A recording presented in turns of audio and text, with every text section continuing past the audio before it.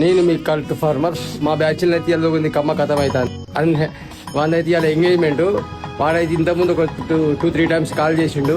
వాని వరపూజ అంటే ఎంగేజ్మెంట్ అంటే మా దగ్గర వరపూజ వేరే ఉంటుంది, ఎంగేజ్మెంట్ వేరే ఉంటుంది. ఎంగేజ్మెంట్ అయితేనే ఇద్దరిని పిల్లగాని కలిపి కూర్చోబెట్టి రింగులు తొడిగి చిన్న ఫంక్షన్ తిరిగి చేస్తారు.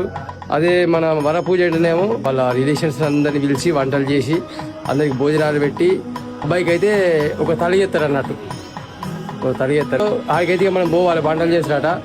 ఇక మళ్ళీ కింద నా కామెంట్ నన్ను నీ పెళ్ళి ఎప్పుడు నీ పెళ్ళి ఎప్పుడు నీ పెళ్ళి ఎప్పుడు అని కక్కచ్చిన కళ్యాణం వచ్చిన ఆగదంటారు. మనకయ్యే టైంలో మనకైతుంది, వానికి మాత్రం ఇలా ఇక ఫిక్స్ అయిపోయింది. మనమైతే చెన్నూరు ఉన్నాం. ఇక హాస్టల్కి స్టార్ట్ అవుతాను బైక్ మీద.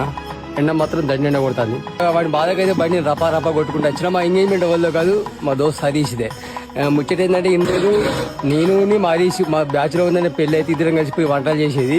ఇలా ఆయన ఎంగేజ్మెంట్ అవుతుంది. ఆయన పెళ్లికి నేను వంటలు చేస్తానికి వచ్చిన. సో కొంచెం హెల్ప్ చేస్తాను. ఈ కొత్త పెళ్లి కొడుకు, కొత్త అప్కమింగ్ పెళ్లి కొడుకు. సో ఇగో మా వాడైతే మా వాడు ఎంగేజ్మెంట్కి మా వాడే వంట చేసుకుంటాను. హరీష్ ఎంత కమ్ముడు వేణు? ఎంత కమ్ముడు వేణు? 20 లక్షలకా? మా హరీష్ అయితే 20 లక్షలకి తమ్ముడు వేయండు.